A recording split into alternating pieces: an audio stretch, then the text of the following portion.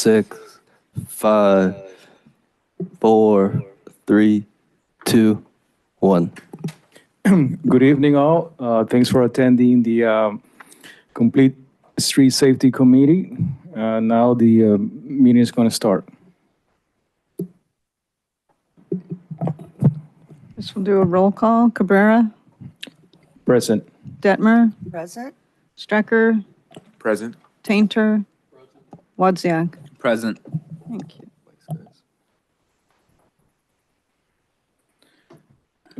Tomas, you're going to put the agenda on the screen. Share screen.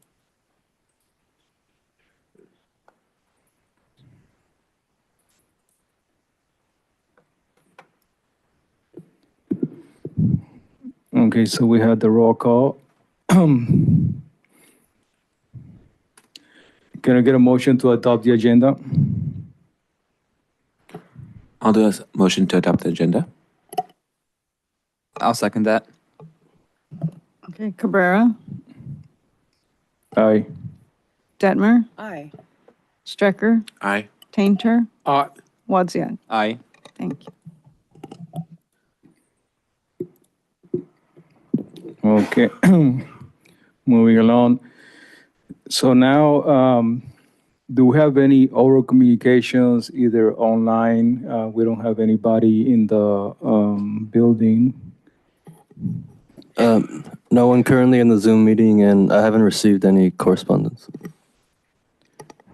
Okay. Now, so can I get a motion to approve the last month minutes?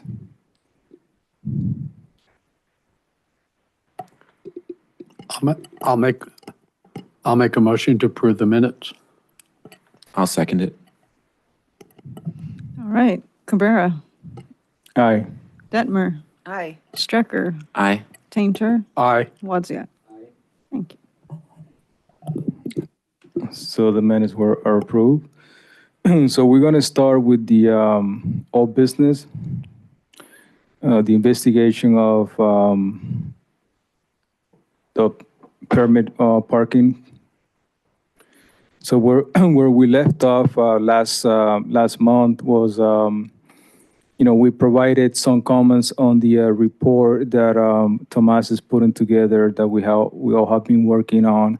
So I guess now what we could do is review it and make sure these reports were incorporated.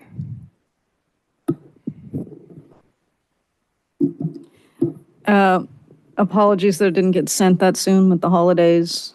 We only really finished it in time to send it around when we did.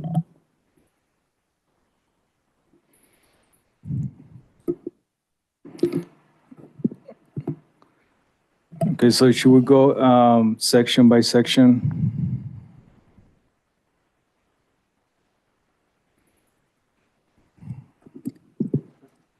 If you want, we can, I don't know if you want to read through it. I can go through the notes that I took and to refresh you and mention that each of those, Tomas addressed them and I reviewed what he did. I don't know if they're exactly in the order that the report went, but I had notes about the question of the time and the midnight to 6 a.m. and that not being necessarily the time that people would make complaints. So we proposed either a 24-hour or an overnight and talked about the pluses and minuses of each. We put the flow charts in under the cost, actually in the enforcement section, so that it kind of did spell out the different costs of using a contractor to enforce versus Brisbane PD. And we put some clarification in about the targeted streets that were suggested by a council member versus potentially using different areas at a minimum of about 3 blocks per zone and area, whatever you want to call it. And we cleaned up the explanation of Ordinance 1026. And same thing, targeted streets, guest parking. I think did we say other amount is determined by council other than 21 days? And we did put a little more detail on the contracted enforcement options that the council could choose at a later date. And then we put a little more detail in about the raw data about people's interest in having a program. Those were the notes that I took away, particularly about this report from the last meeting. Through the chair, if I may, can we do a quick read through just so we can feel the cohesiveness of the document with all the changes we suggested? Please. Yeah, I mean, we have half an hour. Half of the meeting is going to be devoted to this report. And I think you just to keep that in mind, those were good notes that you took, Karen. So you're saying, Linda, just to go on the sections and then get a feeling of the flow? Yeah, I just, because I think it's probably changed some because the flow before was a bit of an issue, a little bit of an issue, not much. But just kind of to get a feel for the whole document as it's going to be presented. If we can just take a few minutes to do that and then we'll be done. Tomas, if you wouldn't mind just increasing the size just a bit. For me, thank you. Should we get a volunteer to read each section? Like I could probably do the purpose. I'll go first and then somebody could do the next section. The goal of the residential parking permit program is to allow residents to park on the street in their neighborhood while restricting long-term parking or storage of an excess number of vehicles by residents and non-residents alike. I think that's pretty good. Vehicles displaying the RPPP parking permits will continue to be subject to all other parking restrictions.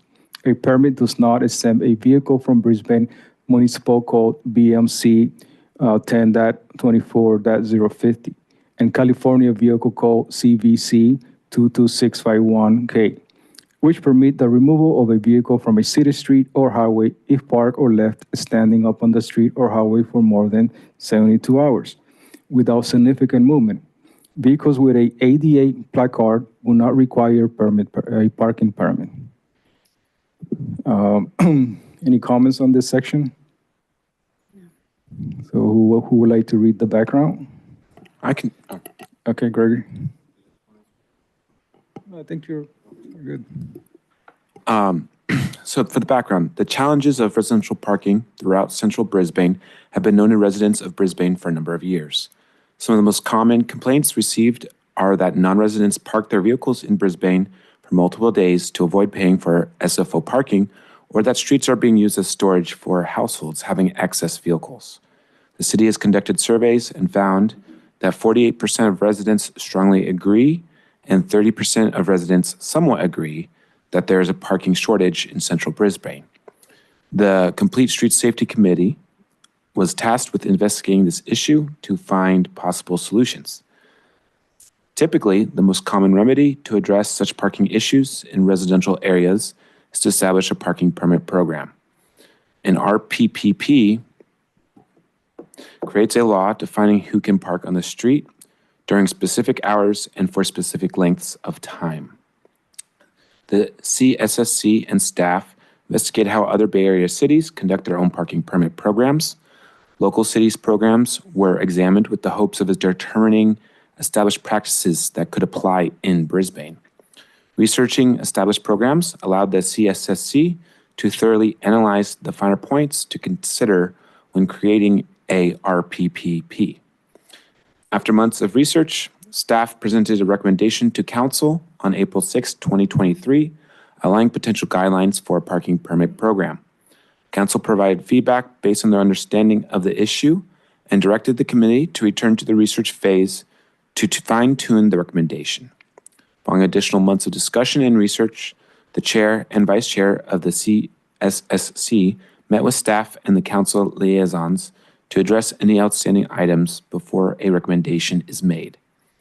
While contracted enforcement options for a parking program were thoroughly explored, the CSSC received clear direction that it was not a feasible route, citing cost.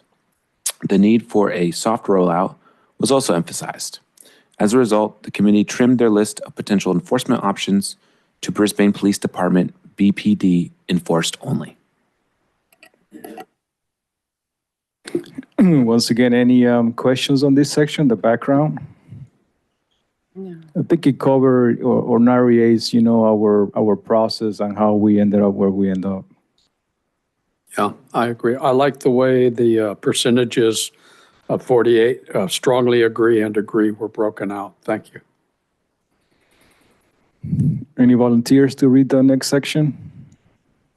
I'll start it. We might maybe break it in the middle. I think it's a long one. It's not too long. I'll read it.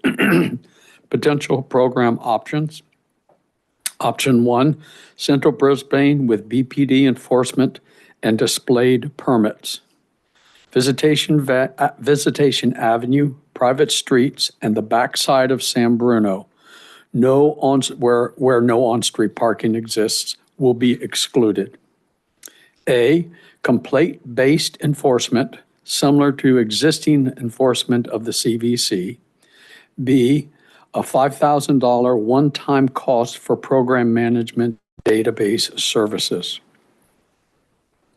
Option 2, targeted streets. Thomas Avenue, Tulare Street, Kings Road, Alvarado Street, and Humboldt Road were suggested by council as being problematic. City could initiate a survey or advisory vote per BMC Section Code 10.26 to implement and enforce a parking permit program on the suggested targeted streets listed or on other streets or areas as recommended, and it is recommended that those be no less than 3 blocks in length. If council wishes to implement a program with less than 70% affirmative response from households on a street or area, or without a vote of affected households, BMC 10.26 would need to be revised. Subsection A, it would be complaint-based enforcement, similar to existing enforcement of the CVC, and B, there would be a $5,000 one-time cost for program management and database services. If an additional BPD staff member is required to enforce the program, then there would be an additional cost of approximately $120,000 per year. Brisbane Police Department enforcement would be either complaint-based with displayed permits, either bumper stickers or hang tags, or could utilize license plate reader technology based provided by LPR. LPR technology requires an initial investment of hardware of about $60,000, which was not favored by council liaisons. With complaint-based enforcement by Brisbane PD, staff could only make one visit per complaint, so there would be no grace period during the effective RPPP hours for emergency visitors or guests that did not apply for and receive a guest permit. Emergency visitors would need to appeal the citation with appropriate justification to get such a citation overturned.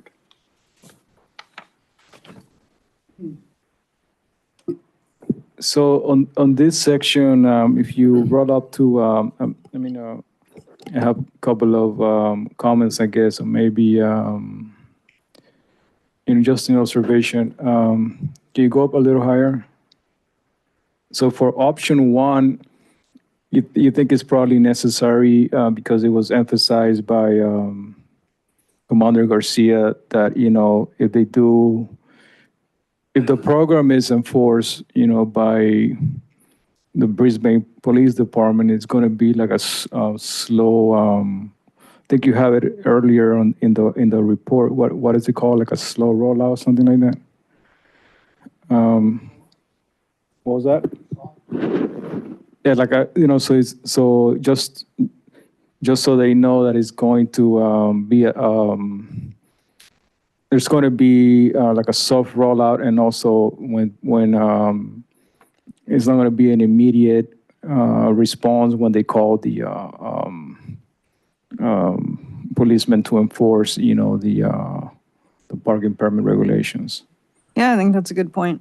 He said they're not going to immediately be able, if you call, they're not going to, or, maybe there's going to be an online option to do this. I don't know, but they're not necessarily going to be able to respond immediately.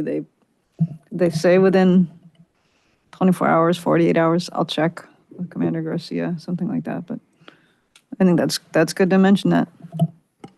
Yeah, because, that was one of the compromise, I guess, if you will, that having this option, people should just know about how that's the way it was going to be implemented. And then the other question I have is in terms of the database. I know we talked about, does this database includes the website where people will go and request their new permits or the management of the permit, if we got laws, how to request another one and all the other caveats in terms of getting a guest permit and so forth? Yeah, I mean, I was hoping we were hoping program management described that, but you looking for more, and there or somewhere else, maybe as a note or. Do we need to have all the details like that, the finite details worked out at this point? Because it may not be a recommendation that is accepted. If they like a general idea, then we'll probably either come back to us to work out those details or be given to someone else in the staff or whoever's in charge of the program. Yeah, so I think that's the question. Does program management, is that enough to kind of paint a picture of what would happen? Or do you guys, the committee think that the council's looking for a better description of what's included in program management and database services? Well, this is going to require a city staff member, right, to at least at some point in time be processing the permits and such? To review that, Well, if, it appeals? depends. They'll set it up any way we want. So if somebody meets all the requirements of the program and they submit everything, they could issue them. They basically said, you tell us what you want. But there's a cost for them to issue each permit, correct? Yeah, and that's further down. We should have that as It's like in item there C further or something down. in each of these, I think.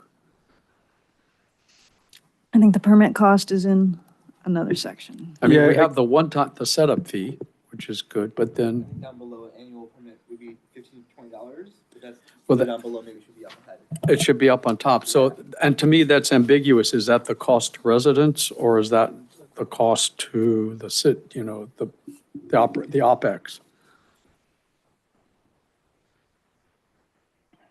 The cost to issue a permit by the service provider. The $15 to $20. That's the. I guess the council could decide to do it either way. No. But what's the cost for the service provider to issue a permit? $15 to $20. Okay, I think that should be item C in each of these. It's not what do you mean? Oh,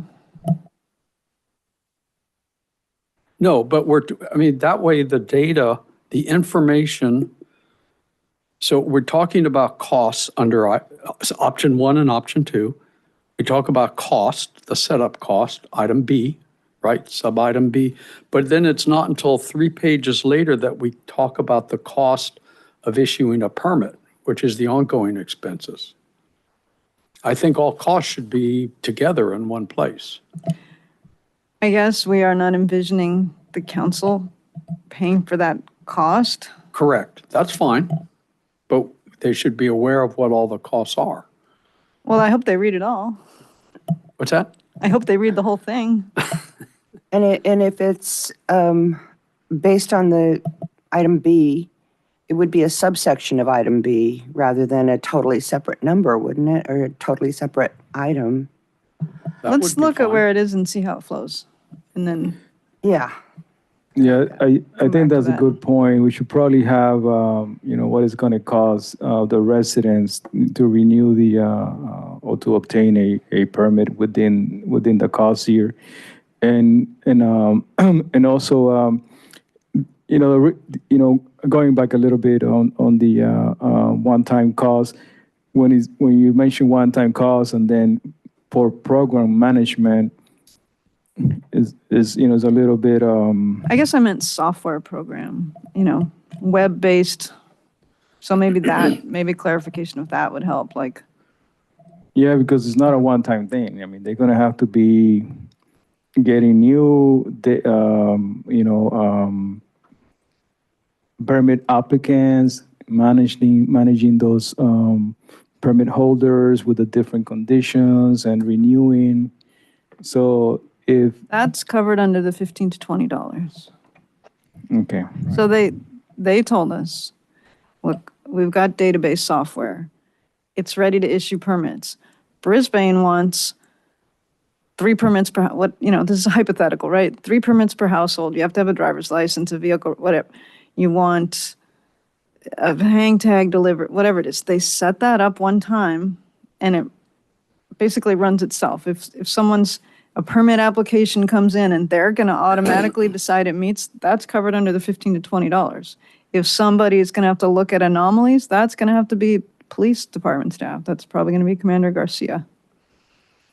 So this company So doesn't charge more than that. Karen, is that's the program cost options are the city program costs, and then separately is the application for a permit.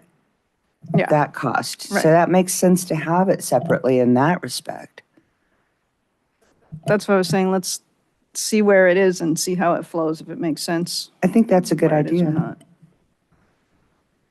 So let's revisit that once we get down to it. And yeah, did you guys decide that you like program management and database services? I mean, I'm going to be presenting this to council so I can give more detail and color to the presentation, but do you want different words in there to describe? I mean, it's something. I do like what you said about making like more clear that it's the software database. Okay. Then, because the program management kind of makes it sound like It's everything. it's everything. Yes. But I mean, everything would be and the I think I meant- 60,000 or whatever. Yeah, right? I think I meant software program, so. Or setup cost or whatever, right? I guess in some ways it is program management because they are they're issuing the permits based on the application. And it's ultimately up to BPD to do the enforcement aspect of it. But yeah, maybe better if it's software, I guess. yeah, If like, that helps. we talked about some current examples of some of the services that the city, outsource, like the business license. And the business license, is not a good example because it's something that you buy one time and there's like this, you fill out your business information and there's different categories and that's it. But for this type of, parking permit, it's something that is more continuously that you have to manage and so forth. And you also don't want to have, the police department get them by surprise saying, oh, by the way, you're going to need somebody from your department at one point to sort of interact with this database people. How I do think we they're do- aware. From Commander Garcia being here, he's aware that there's Okay. a need for that. No, but I mean, but the way it's written, I was just thinking, maybe have in that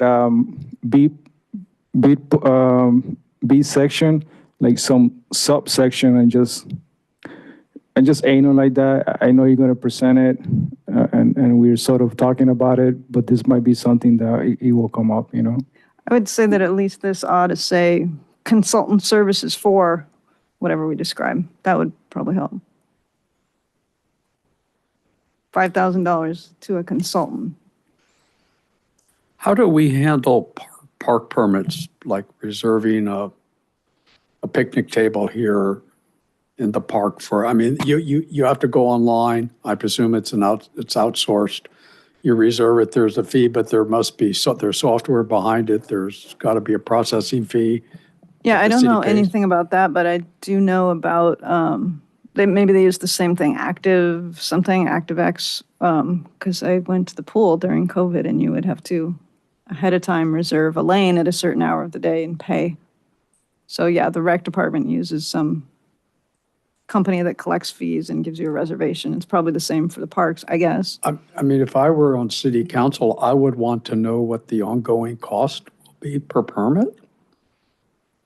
Right up front, right with the options, because I think it's informative that option one is a significantly larger number of people, a larger number of households and cars covered than option two. The setup cost is the same for both. But, and I think it's informative that the per permit cost is the same for both. And it's right there in front, not needing any further explanation if it's put in with all the other cost items.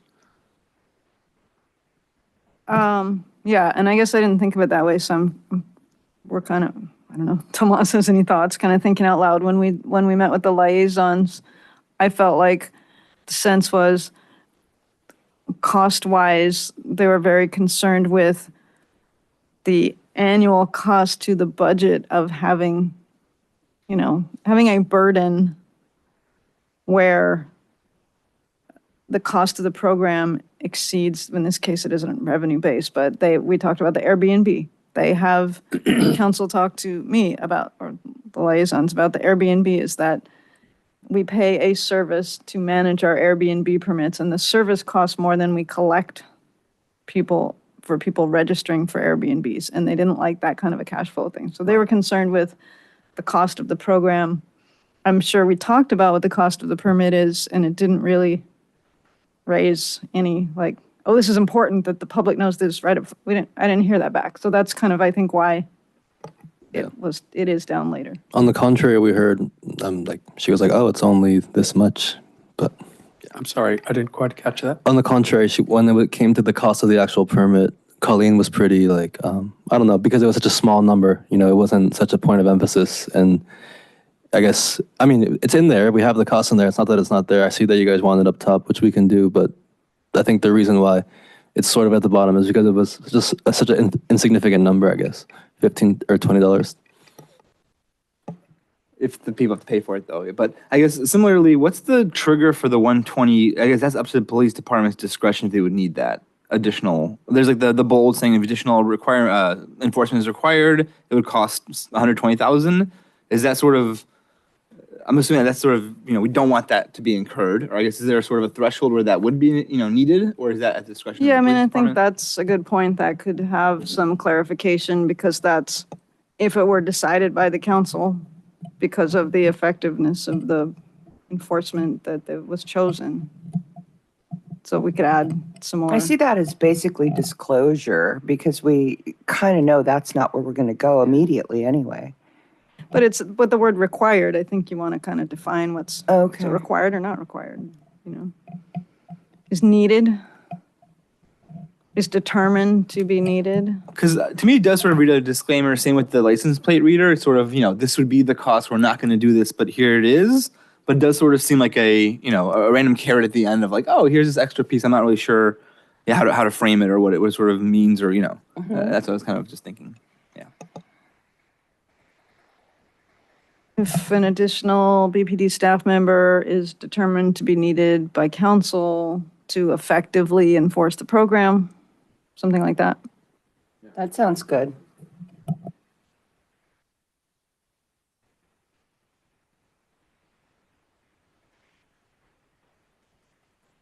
I think we can put cost per permit, $15 to $20 anticipated to be borne by applicant as a C under there? Is that I what would make it the committee would want? B-1 or something, because it falls under that B program. Well, I wanted to separate that what council's paying for and what the public's paying for and not lump them together. Well, council may want to recoup the 5,000 over a period of time through fees, right? So maybe we should say that too.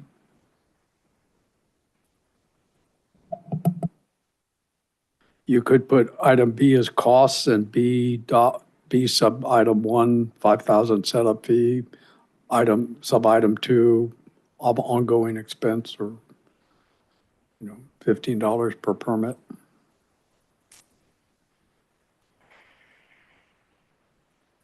Yeah, I think council or, they need to have an idea what the impact is going to be for the residents, because they, ultimately they are going to sell it to the residents too. And having that in the cost section is it will be more clear. Yeah, and I can't philosophize about what, where they come from this stuff, but the budget is the public's money to start with, it's your property tax, sales tax, all of that. So they could recoup it and pass it on as an extra permit cost or not. I mean, and another question I have here in terms of the, because I don't know if we need to make a distinction, option B versus option 2. I don't see that much difference. But what I do see is the 70% affirmative response.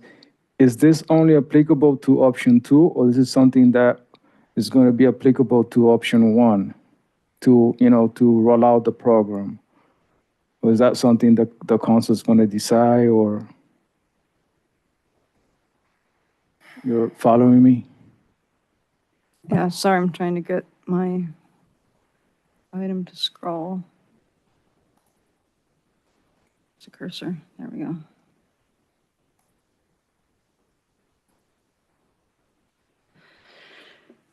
Yeah, I don't think that and tell me if you had a different, understanding of the meeting. I don't think that we really got into what the intention was of the full council with a vote. And I guess in my mind, I thought if they want to do a program in all of central Brisbane, they won't put it to a vote because they don't have to. They can change the code and say, we're putting this program in place. I think they would be well advised to put it to a vote. Well, I know that, but that doesn't mean they necessarily will. They've had lots of discussion about it. They haven't, the public hasn't come out strongly and said, don't do it. I mean, I wasn't clear either way, and since you bring it up for option 2, it sort of raises the question: is this going to be applicable for option 1? Because we're talking about cost, but then this is almost like a legal matter in a way. So then, if that's the case, I think we want a paragraph in the beginning that has all the things that are the same for both, and then option 1 or 2 are just the different streets. I think that's the best way to approach it. It just kind of belabors everything the other way, where you're rereading stuff. And yeah, it would probably reduce the length. And a lot of the things that we're discussing are things that we still need to put this before the council and even see if this is an acceptable document to them, if these are options that are acceptable. So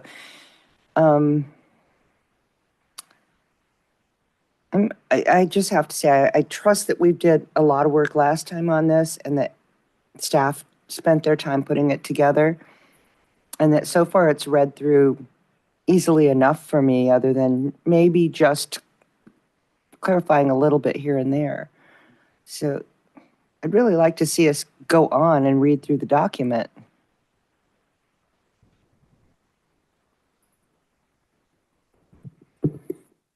So, I mean, I agree for the sake of time, but just to summarize on the potential program options, this was emphasized by council on that meeting, that the cost was very important. And So in summary, what are the changes that we're doing here, or are you going to add on to the sections? Yeah, change this program options to have the stuff that's all the same be together, and it would include that the survey advisory vote could be for both cases at their discretion. That $5,000 is a setup fee for a consultant for web-based services, et cetera. And that could be recouped. The annual the annual cost to issue a permit be in this section. And then option 1 and 2 are just the two potential different, all of central Brisbane or targeted streets or a smaller area.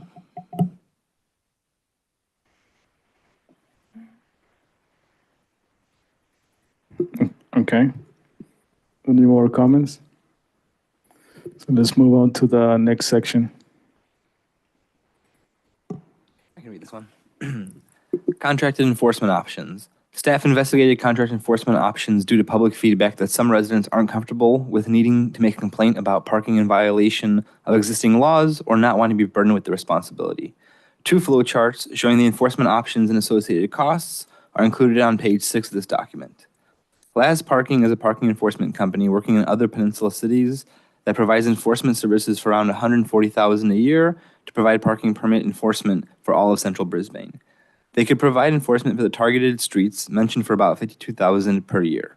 This fee includes wages and payroll, vehicle costs, mobile license plate recognition, uniforms, and basic supplies. The CSSC thoroughly explored the feasibility of having contracted parking enforcement in Brisbane, but ultimately were deterred by the annual costs incurred for the city. Council liaisons indicated that the outside contracted enforcement could potentially be added to the program in the future.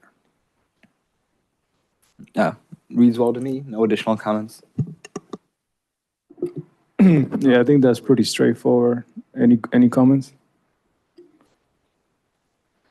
The only comment that we might consider adding would be if it's determined at some point that an additional city staff, Brisbane police, a BPD staff person is required to manage this, we're now approaching the cost of the LAS program. And LAS, I mean, I think that would be a good note to put in there. 120,000 versus 140,000, I'll bet at the end of the day they come out very close. I think that might be a worthwhile comment to add. And the rest of the committee, so basically BPD additional staff costs similar to LAS cost.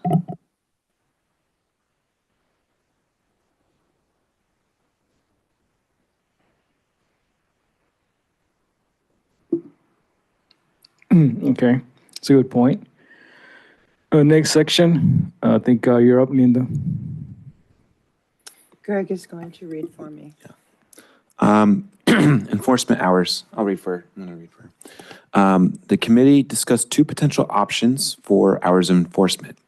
Option 1 recommends RPPP hours to be, thus enforcement also to occur during the overnight hours, such as from 10 or 11 p.m. to 6 a.m. If nighttime hours of enforcement are chosen, residents would know the times to look for and file a complaint when a non-permitted vehicle is left in the same spot for an extended period, i.e. one night or multiple nights. This would also allow visitors to have a reasonable time window in which they are able to park, but they will ultimately need to move their vehicle during program enforcement hours. There was some concern that the public would not be actively making complaints for a complaint-based program during nighttime hours. Option 2 is to recommend RPPP hours and thus enforcement be 24 hours a day. The reasoning for choosing 24 hours a day enforcement is to ensure residents of Brisbane can park at all times. That no unpermitted vehicles, either residents having RPPP permits or guests, were able to park on the street at any time. This option is more restrictive, and all emergency visitors that received a citation due to not having the time to obtain a guest permit would need to appeal the citation with justification in order to have it overturned. This was pretty hard to describe in writing, so open to comments, of course. It makes sense to me. I guess my thought is there an option 3 with daytime enforcement? We would not recommend that at all due to sort of the inability of the PD to respond in time? Or is that something we want to lay out as sort of option 3 as, you know, that could be, because we did sort of discuss that, or is that not even an option? Because here it seems like it's either nighttime or 24 hours. Yeah. That's what I took from our last month's meeting, and I don't. I mean, I'm okay with that too, yeah. I think you and I, Tomas. Yeah, but I feel like at the liaison meeting, daytime getting. Yeah, and we didn't discuss it at the liaison meeting, I guess. I mean, so it's kind of, and we did we start there? No, we never did start there, so it'd be kind of I don't think, yeah. new I remember there was ground. some piece of discussion that during daytime hours would be tough because police are busy doing other things and would not be able to respond, and, you know, then sort of offsets it, but that might have been just a local discussion here, maybe. It's also more difficult Yeah. for our daytime population of people coming in to eat or To sort of have, yeah. use. I'm definitely more in favor of these. I just want to make sure we sort of had everything. Yeah, on the no, table. I suspect option 1 is probably going to be more useful, reasonable. Could I make a verbiage suggestion? Under option 2, the second sentence where it says the reasoning for choosing 24-hour-a-day enforcement is to ensure Brisbane residents can park at all times. I think that's implying that there will be something waiting with their name on it. I think we We don't want to do that. that maybe that, Have a higher likelihood. yes, okay, or the most available I don't know, potentially most available, maximum amount of parking spaces available or something.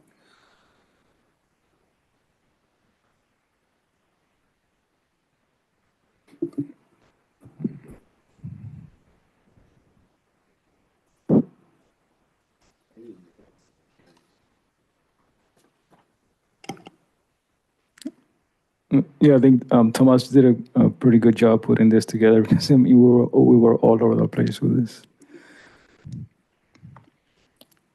And I think some of the comments that we make in terms of this section too was, you know, it might change eventually. Depends how, you know, how effective those times are. But I don't expect it to be that much dramatic. Okay, next section. So, Just an add-on about the timing of the program. People do work in Brisbane also that need to be able to be free to move around and park where they need to park when they're working. So that's probably a huge consideration. A big part of our daytime population is workers. yeah, that's a good point because like when I do work at the city, you know, the enforcement of parking permit in the city is 24 hours. And, you know, working vehicles, they get ticket all the time and all that. You know, they just don't get a break. Okay. Tomas, you want to read the next section? Yeah, I'd love to. Any resident of a household, proposed residential parking permits eligibility. Any resident of a household with an address on the streets included in the program with a driver's license and a vehicle registered to them at that address would be eligible to apply for and receive a parking permit, i.e. one parking permit per each car with a unique driver.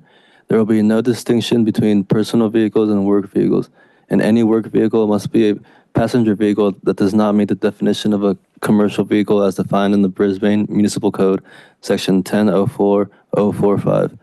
The goal of this requirement is to ensure all residents of Brisbane of driving age and ability with a vehicle registered to them in Brisbane are qualified to park on the street, including residences with multi-generational households. The need for stricter eligibility requirements would be subject to the effectiveness of the initial recommended eligibility requirements. The annual permit cost would range from $15 to $20.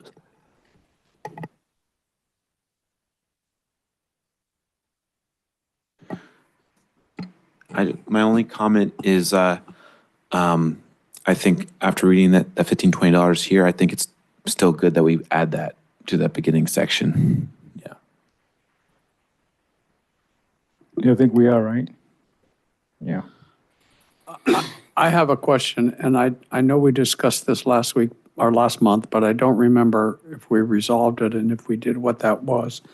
If parents have a teenage child, so there's a car registered in the parent's name, and then a second car that's for the child, so also registered in that parent's name for legal reasons, but the child is the driver. How does that get resolved? Well, I guess the way it's written, they wouldn't get a permit because they don't meet the requirements. But I think we did want to allow that case. You want something general that says exceptions will be considered on a case-by-case basis, or? Okay. All right.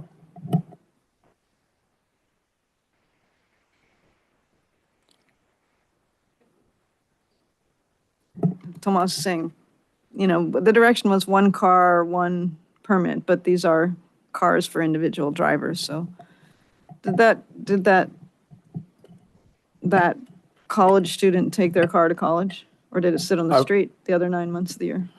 I would assume they take it to college, but if they're a local college, they might be living at home and, Because we wouldn't want to necessarily store it if it wasn't being actively Correct. driven, if they were Correct. in another state and left the car at home. If they're going away to college, they're taking that car. So if a dad has 3 or 4 cars under his name, but he has, 2 or 3 kids that are going to college, maybe there needs to be some sort of a bridge that says, yeah, they're under my name, but these are the drivers. Mm-hmm. Because one of the things that we want to avoid is having, households that are like car collectors, right? Right.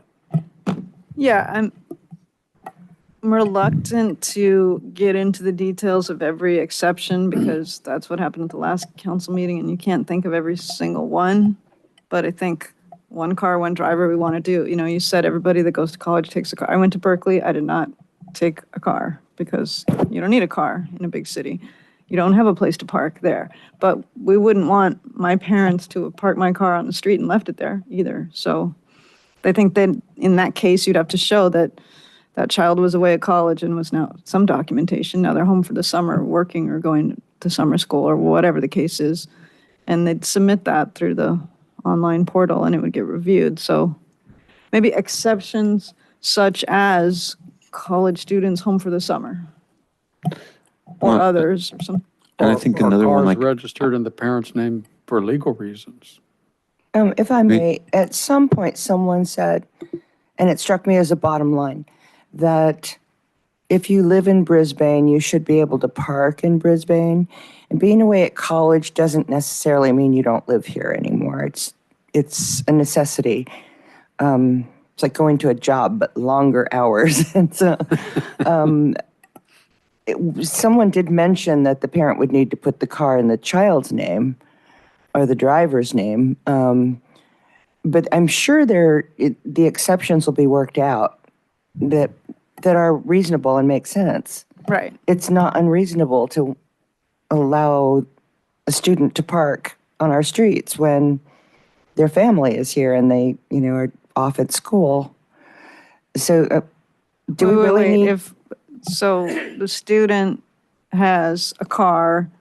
They use the car, say, in high school because they went to SI in San Francisco and they had to drive. Mm-hmm. And then they went away to college. You want to allow that car to sit on the street for the 9 months they're not at home?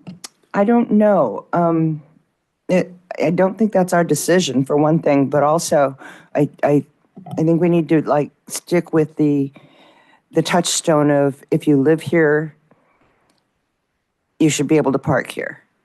And yeah, right. It's not yours and mine. But I would think that if they're in college during that time, they're not living here. They're living in Maine or yeah. there's also the opposite situation, which my husband had in Monterey when he was living down in Monterey, where his vehicle was still titled to his father, and they would only accept his father's title. And so he never was able to get a permit, but he lived in Monterey. He rented the unit.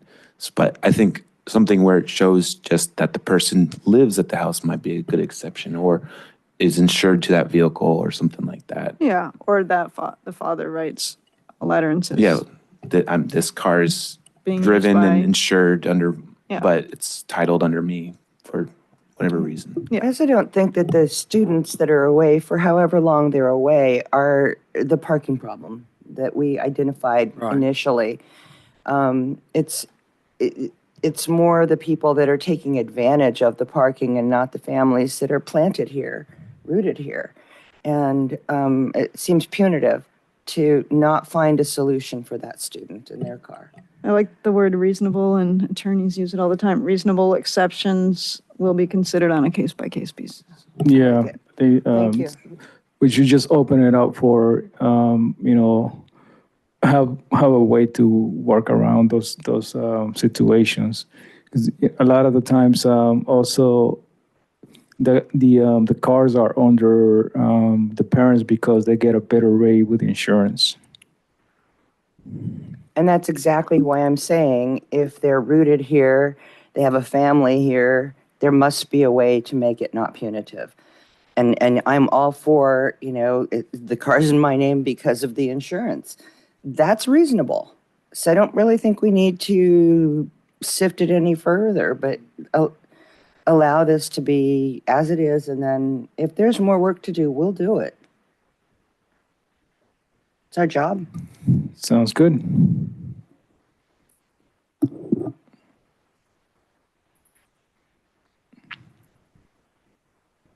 Do you want me to do that next section? Guest parking permits. Every Brisbane household will be qualified to obtain a guest permit to be used as needed for up to 21 days per year. Guest permits shall be applied for online and printed to display on the vehicle dashboard. Guest permits are issued in real time upon application for no additional cost.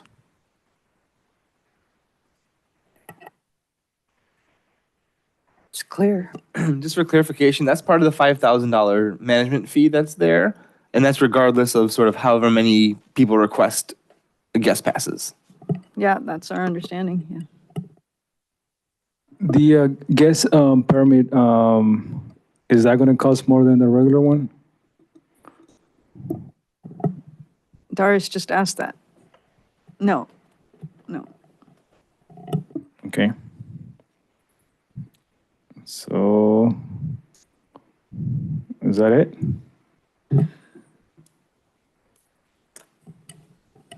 Yeah, and then last meeting you guys mentioned the flow charts, so those are at the end. But I think we went over the flow chart. I don't think we need to, that was just for, you know, have a decision, clarity and stuff like that. So this is the last section? I have one more add on this. I asked about the 18th, and I was told that I can put this on the January 18th council agenda. I'm sorry, what was that, Karen? I asked about the January 18th council agenda, and I was told that I can put it on the January 18th agenda. Oh, cool. So we get to bury this puppy. Just kidding. That's the idea. So the other question I have, that was going to be one question. It's good that you brought that up. Then you're also going to have a report that is more in the official format of the city, right? And I guess this will be a question for the committee. Do we need to see that? How do you guys feel about that? Because that way, I don't know if she's going to meet that timeline, because you need to present both of them, right? Yeah, absolutely. And I need to have all of it ready by early-ish next week, Tuesday, probably, because it gets reviewed internally too. Do you trust your staff to take it from here, or would you rather that Well, I mean, ask to postpone? you could probably see, or, somewhat the ambiguity or anxiety of the committee that we work so hard on this, and we are going to have this report that is the sort of like the research report, but then the official report, if you could at least email it and give us a little bit of time just to see how it's going to look. I know it's going to be posted on the website, but just to make sure it reads more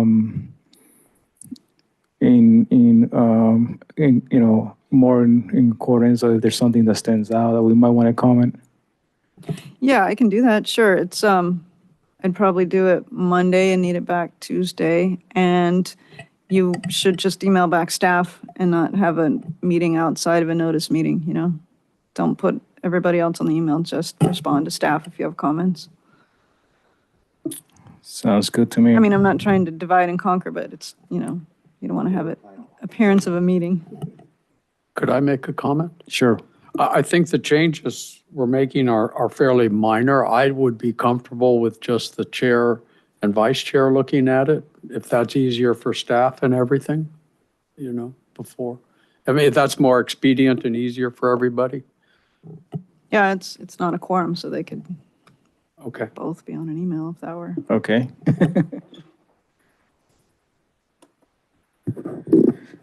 All right.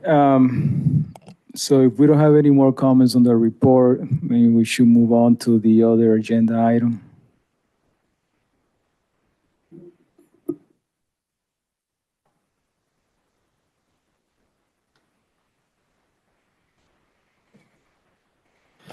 Karen, will you let all of us know, though, that it did or did not get on the January 18th agenda for council? Absolutely, yeah.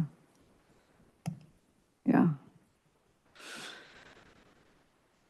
I should know that next Wednesday, I would think, although, you know, staff meets about with the items that are on the agenda and getting them finished, but then the mayor is the one that makes the final decision. But it was kind of a light agenda, so that's why I said, well, we could do this, you know. So the next item is we put on the review of the bike ped master plan, right? Yeah. New business. So we brought this up, or we were going to send this to everyone, but I thought we would just do a quick kind of overview of what it was, because we have some new members, some people that weren't involved that maybe aren't even familiar with it. And we'd been talking about what is the vision of the committee? What is, you know, we've been asked by the public, what are you going to do when you're not working on parking? You spent a lot of time on parking. So I just wanted everyone to be aware of this document and the process and a couple of highlights about it. So the city hired a consultant back in 2016 and prepared this bike ped master plan. Go to the second page. A lot of people were involved. Linda Detmer was a little bit involved. There were 2 Complete Streets committee members that had involvement in the plan. Susan Maynard doesn't live in Brisbane anymore. Staff, consultants, and there was a bit of public outreach also, so that the public, to some degree, had a chance to comment. I want to go to page 4 and 5. Well, starting on 4, where the plan set kind of a vision for the bike ped master plan, connected network that accommodates all users and is designed to improve safety and increase walking and bicycling in Brisbane. And there are 4 goals under that vision: connect Brisbane's bikeway and pedestrian system to the county and regional networks, integrate Complete Streets into the transportation network to provide for a balanced, connected, safe, and convenient multimodal network. You know, I don't want to read everything. I just wanted to let you guys know what this was, and you can look at it more if you're interested. Goal 3, increase walking and bicycling for transportation and recreation. And goal 4, improve safety for pedestrians and bicyclists.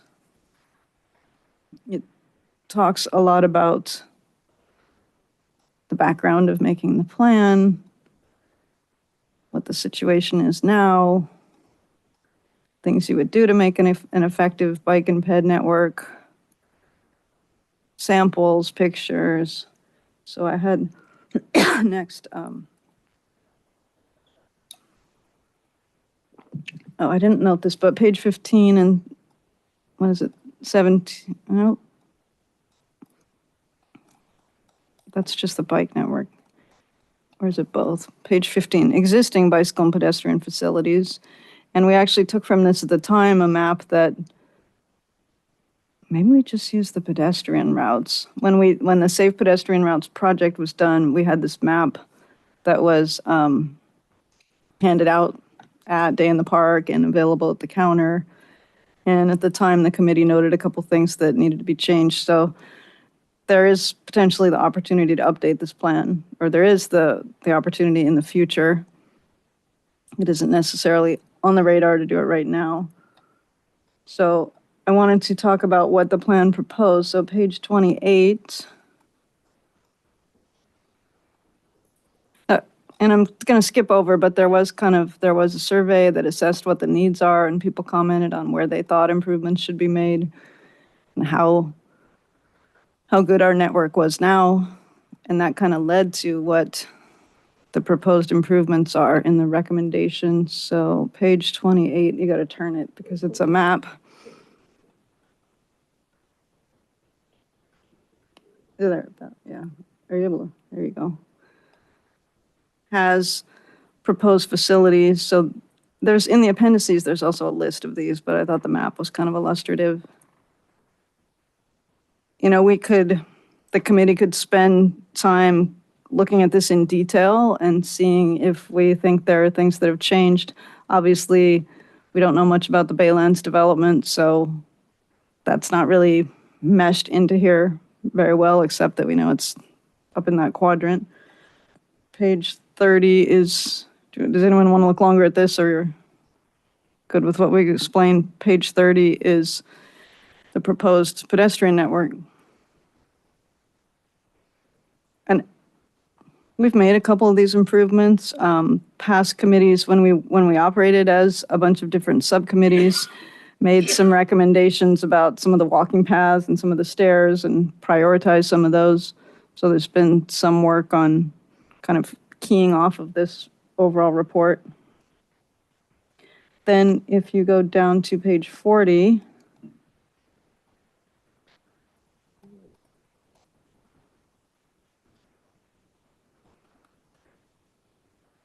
I thought these tables were pretty interesting that they listed at the time the high priority projects and the long-term projects. We've now Crocker Trail's on the long-term project, but I guess we didn't quite have the funding yet to do that. So there might be an opportunity for the committee to look at this and say, you know, we have other things that we think ought to be on this list, or, you know, maybe we should actively be trying to get grants to do this. And then I noted on page 41, opportunistic projects, and just to go into detail for a second, the third one, advanced stop bars at San Bruno and Alvarado. I don't know why that particular intersection, but that's possibly one of, you know, a traffic calming measure that could be used on San Bruno Avenue when we look at that in the future. So I don't know if anybody wants to ask questions or wants to look at this any more in depth or ask questions at a later date. We're open to any of that. I just kind of wanted to introduce it a little bit and talk about the things that the committee might think about in the future. I have a comment. I was a little confused about why this was on our agenda and was going to say something at the beginning when we approved the agenda, but I thought I'd just wait and see, because as I recall last meeting, it was about staff bringing this information for us to review. But I didn't know we were going to put it on the agenda and review it now. We haven't got our work plan marching orders, and I don't know that this is actually going to be involved in that immediately as a priority. Well, that review was just, maybe it should have said introduce. Was meant to, we've got a lot of new members that maybe didn't even know that this existed. So that was kind of the point of it, is here's what the plan is, and I was just going to walk you through it a little bit so that it wasn't like, oh, it's a 60-page document. I don't want to read all that now. Yeah, no, I understand that perfectly, and I appreciate you bringing the information back to us. That was what we had talked about. I got a little concerned because our chair did mention that the first half an hour of this meeting would be for the parking, and then we would continue with this item, and I think it's premature. Just I wanted don't to think say there's that. any action required from this Okay. item being on the agenda. I didn't intend for it to be. Okay, thank you for clarifying. Yeah, so, another reason why I thought it, was a good idea to talk or introduce this document. We have new members, and we also had Brisbane residents that they have alluded or talk about, what is you guys' vision, and I think this document is very comprehensive and it was well done. It might be a little outdated, but if we take the time to read it, it will inform us on the different initiative, that promotes, safety street, biking, walking. Some of the, milestone projects that this committee has done, like the school walk routes. We also did the alley walkaways, and part of our agenda is going to be, going into the biking, and this talks a lot about that.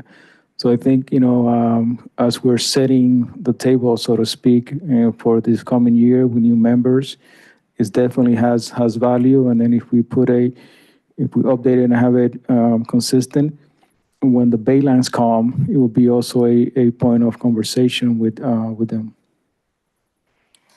That's if it gets approved on our work plan this year, and we don't know that yet. I think it's great that we're being exposed to it and the information's here, but it sounds like you already see it on the work plan. And I think that's an assumption that isn't really valid at this point. I don't know if it's going to be an agenda item. What I do think is almost like a parallel living document that we should be concerned of, and we should be informed and updated as we go along. As a matter of fact, I was thinking maybe if the committee has a section in the website of the city hall, this is something that we should have a link. If you go to other cities, they have documents similar to this, and they inform other people of the different initiative that our committee is working on or is aware of. It's on the Public Works page now. Yeah, and I don't know that it would be a work plan item. It might be something that the committee would recommend be updated, but Certainly. I mean, the information is wonderful. I kind of just feel like we're moving in this direction without a directive from the council liaisons, and I'm not comfortable with that. yeah, and again, the committee was asked, what is your vision? So the whole point was, this exists if it helps inform your vision. It's a reference available to you. I remember the conversation. It was on the agenda as a new business item, and it wasn't, instead of old business following up to the conversation from last meeting. It surprised me. I was led to believe, because of the way it read to me, that we were going to be working on this. And I understand that it's very important information, and it's been worked on long and hard. It's come a long way. It's old information that's been, brought here today. It would be nice if we could bring it up to date, but I'm not so sure that's our job to decide that right now. And that's all I wanted. It just felt like we were going there, and it didn't feel comfortable. Yeah, nobody is making this an action item or a agenda item. It's just an informative. You have some comments, Pat? I had a couple of questions. I know Justin a few years ago was updating the bike paths and so forth. I presume that's what we're looking at, right? The updated bike routes in town and all. I mean, because there were some in my neighborhood that weren't in the original, and I know I sent him stuff. So, What do you mean updating the bike paths on the map? Updating a map? The maps, yes. Yeah, we just published one map, we made the, whatever, 500 or 1,000 And of course, we have copies. now Guadalupe Parkway and such, those didn't exist. I would think, and I don't think this is a committee action item necessarily, but I think it would be good to update it. For instance, Crocker Trail is in this as proposed, and now it's done, right? And I would think there are other things that, just to update the maps and make that available. Yeah, I mean, do we have, I mean, maybe that fits in the work plan if we Yes. did talk about bike facilities, but, you know, we wanted to, what was the item in the work plan related to bike facilities? You know, investigating and doing outreach about, you know, it's also come up with the repaving of Visitation. We asked the contractor to put sharrows on Visitation when we stopped at Klamath, because that's the wider part, but it kind of came up on the staff level of like, you know, where would we want people that want to ride bikes further? There's not a lot of space. You know, would we kind of have a certain path that I noticed on this, it said San Bruno. So that could be something that the committee looks at. This is just like, hey, this is out there. Does it spur other ideas for committee members to be talking to council about what you want to work on? So I have no agenda about it. You know, I can just proceed and, So I have two questions. In a way, does it has to be triggered by the committee for this document to get updated? Can it just be like a default thing from staff? it could, yeah. Yeah. It could, except, you know, we paid a consultant to do it the first time, Right. so, you know, we'd need to ask council to fund it, and it could come from staff, but Yeah. since you are the Complete Streets Committee, I'm interested in what you think about it, but that was not the purpose of having this on the agenda now. Right. Just And then my other comment, dovetailing on Linda's comment, I was also under the impression we were going to review the agenda items that we talked about last meeting because we made some comments on it. Is that not on the agenda?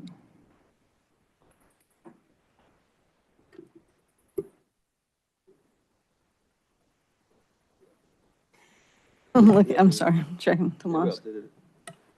Maybe that was a mistake on our part, if you wanted that on the agenda. Okay, but do you have it or you don't have it? So is that something that we cannot do now that it was not part of the agenda? We could, okay, we're giving you the changes to the work plan. You have it available as a staff update? Yeah, why don't we do it as a No, staff? as long as you're not making a motion and voting, we can I take don't your think we're feedback. gonna do that. I mean, council has to see it, and the reason that we need to at least, you know, review it a little bit, I know we're running out of time, is because, is that something that you're gonna present to them on the 18th too? No, Oh, okay, so we have a little more time on that? yeah, I mean, the 18th is a council meeting, and the agenda item is proposed residential parking permit program. Okay.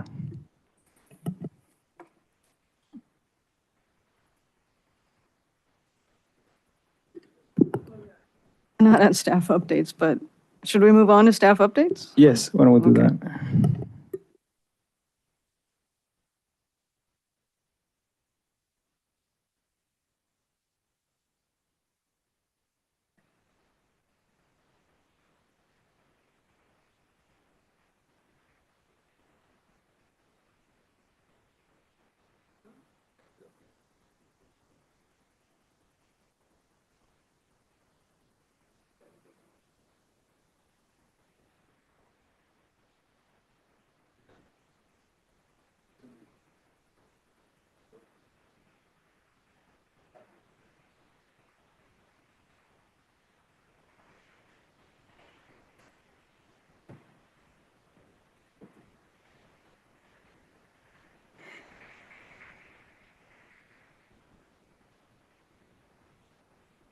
Yeah, so I guess you guys are more concerned with items 5 and down because that's kind of what you guys had the freedom to adjust. But I recall you guys mentioned San Bruno Avenue a high priority. It's now at 5.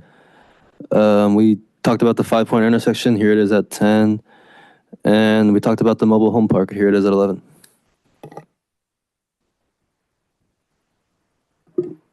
Yeah, I think those were the what we brought up, to add on or incorporate to the work plan for 2024. Any other comments or observations here from the committee? Earlier or last fall, San Mateo County posted a map, and I think it was in the blast. You could go in and click on, and I think we're all aware, and I think we did that. In tonight's blast, I guess those results have come back, and there was a map. I didn't have time to look at it in great detail, but it's come back from the county. And I just looked quickly at the map that looked like there were several things along Bayshore Boulevard, maybe traffic signals or something. And it looked like Bayshore and San Bruno Avenue was one that the county was, and I don't know what the county meant by this, but I think maybe that's something we should be informed on.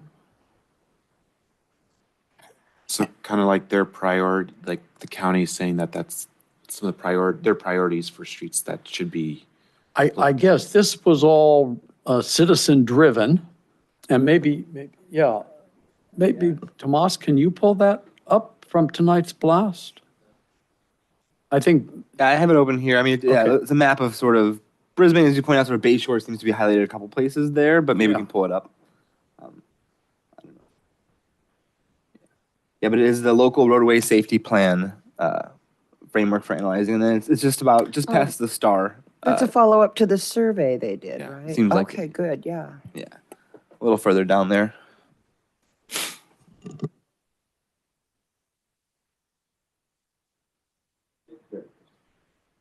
I assume there was a link, but I didn't click any deeper than just looking at the map itself. It looks like Tunnel Road is on there.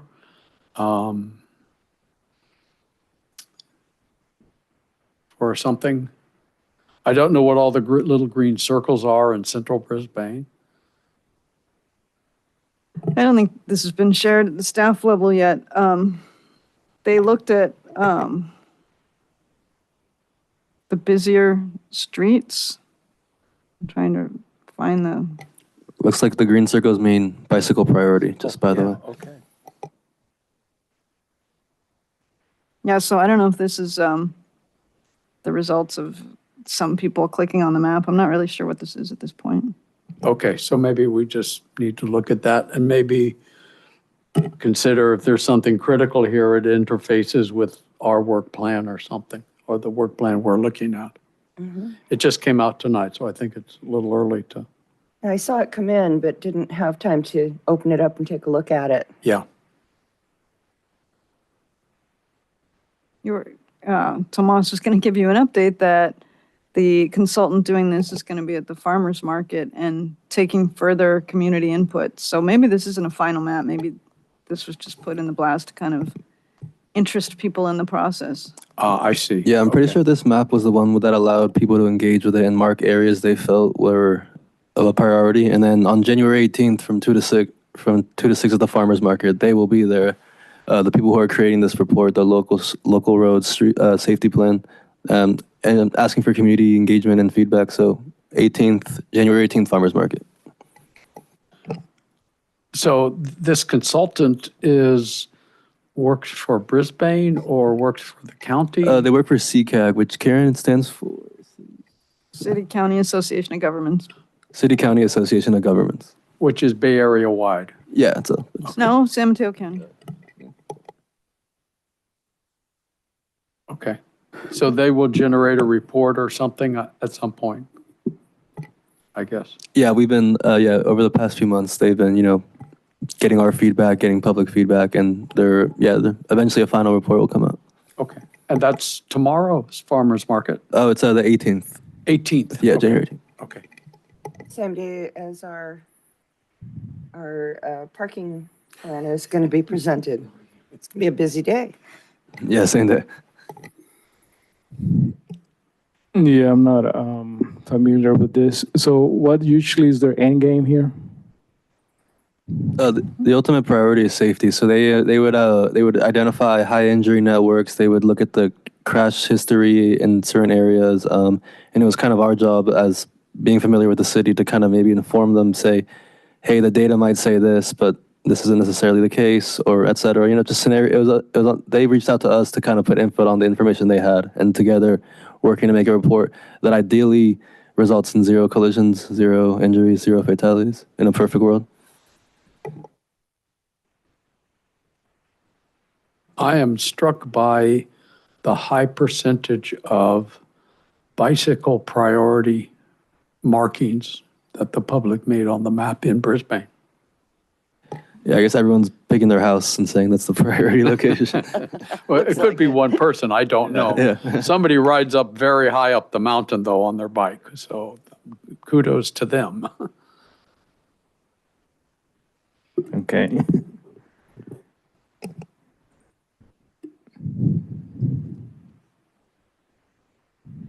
Yeah. More staff updates. Another staff update, just keeping going with staff updates. I think last time we talked about the Alvarado walkway, we talked about how we received the plans from the consultant, and we reviewed those internally, myself, Karen, and our inspector, Greg Morris. And then we had a follow-up meeting to discuss all our findings and kind of refined it. We're at about 90% design right now. And so currently the consultant took our comments after we spent time and reviewed them, and they're incorporating our comments into their plan to refine and just give us the best set of plans possible so we can get it out to bid ideally in the spring and, as we've said, construct in the summer. Will that be grant-based funding, do you think? Yeah, this is grant-based funding. I think the grant was acquired before I arrived in Brisbane. It's been a few years now, but I believe it's the TDA Article 3 grant. So we have funds. Yeah, so we have funds, In and hand. yeah, Okay, we're anticipating, just as everything's, you know, the costs go up, you know, but that's what we're anticipating. But yeah, we have the funds. Okay.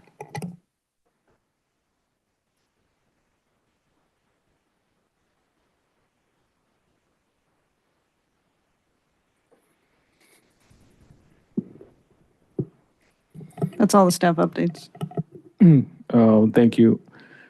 Chair and committee members matters. I don't have any matter about the members. Okay, Pat? I would have done this on the Brisbane app, but it's while I'm driving, so let me just report it now. Where the northbound 101 exit at Bayshore, as you come on Bayshore Avenue after the overpass, we have the bicycle lane that's isolated between 2 lanes of traffic, and there are poles. The roadway's painted green, and then there are the plastic poles.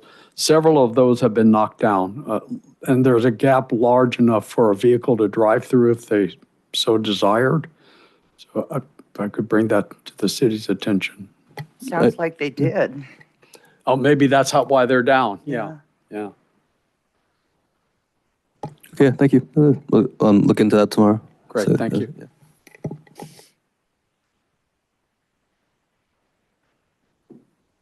You didn't want to talk about the Complete Streets Act or your email? Yes, that's a good point. So again, in effort of, setting the table for the rest of the year and the working plan and understanding more our role and our contribution, Council Colleen shared a link with us, and we're going to email it to the committee that speaks on the technicality of the legal body of what is it that it is expected from us, basically. So I encourage you guys to read it. Did you send this to us already, Tomas? Not yet. We just got it from Christian, who brought it to our attention right when the meeting was starting. But we can. So no, we haven't. We can distribute it, though, I believe. Yeah. Appreciate a copy. Thank you.